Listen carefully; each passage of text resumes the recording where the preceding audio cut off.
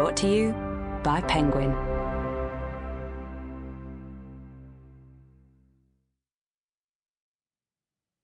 The Reluctant Widow by Georgette Heyer. Read by Daon Broni.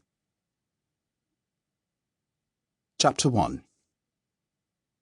It was dusk when the London to Littlehampton stagecoach lurched into the village of Billingshurst, and a cold mist was beginning to creep knee-high over the dimly seen countryside. The coach drew up at an inn, and the steps were let down to enable a passenger to alight. A lady, soberly dressed in a drab-coloured pelisse and a round bonnet without a feather, descended onto the road. While she waited for a corded trunk and a valise to be extricated from the boot, the coachman, finding himself to be some minutes ahead of his timesheet, hitched up his reins, clambered down from the box, and in defiance of the regulations governing the conduct of stage coachmen, rolled into the tap-room in search of such stimulant as would enable him to accomplish the remainder of the journey without endangering an apparently enfeebled constitution. The passenger, meanwhile, stood in the roadway, with her trunk at her feet, and looked about her in a little uncertainty. She was expecting to be met, but as her experience had taught her that the gig was more commonly employed for the purpose of picking up the new governess than the carriage used by her employers, she hesitated to approach the only conveyance she could perceive, which was a light travelling coach, drawn up on the opposite side of the road. While she stood looking about her, however, a servant jumped down from the box and came up to her, touching his hat and inquiring whether she would be the young lady who had come down from London in answer to the advertisement. Upon her assenting, he made her a little bow, picked up the valise, and led the way across the road to the travelling coach.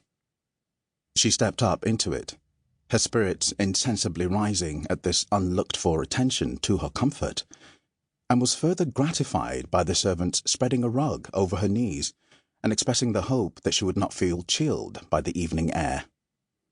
The steps were put up, the door shut, the trunk bestowed on the roof, and in a very few moments the coach moved forward, bowling along in a well-sprung manner that formed a pleasing contrast to the jolting the stagecoach passenger had been enduring for several hours.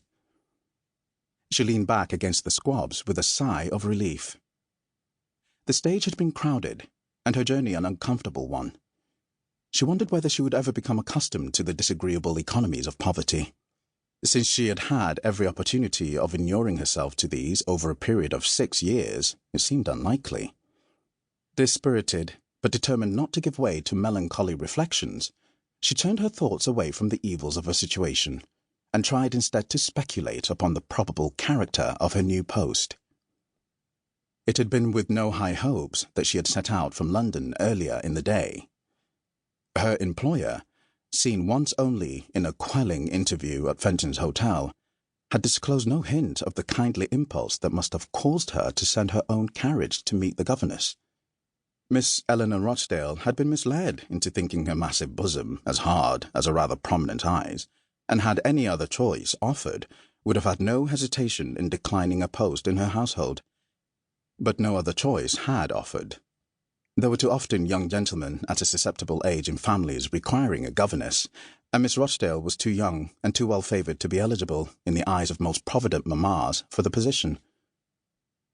Happily, however, for Miss Rochdale's savings were negligible, and her pride still too great to allow of her remaining longer as the guest of her own old governess, Mrs. Macclesfield's only male offspring was a sturdy lad of 7. He was, by his mother's account, high-spirited, and of so sensitive a temperament that the exercise of the greatest tact and persuasion was necessary to control his activities. 6 years earlier, Miss Rochdale would have shrunk from the horrors so clearly in store for her. But those years had taught her that the ideal situation was rarely to be found, and that where there was no spoiled child to make the governess's life a burden, she would, in all likelihood, be expected to save her employer's purse by performing the menial tasks generally allotted to the second housemaid. Miss Rochdale tucked the rug more closely round her legs. A thick sheepskin mat upon the floor of the coach protected her feet from the draught, and she snuggled them into it gratefully. Sample complete. Ready to continue?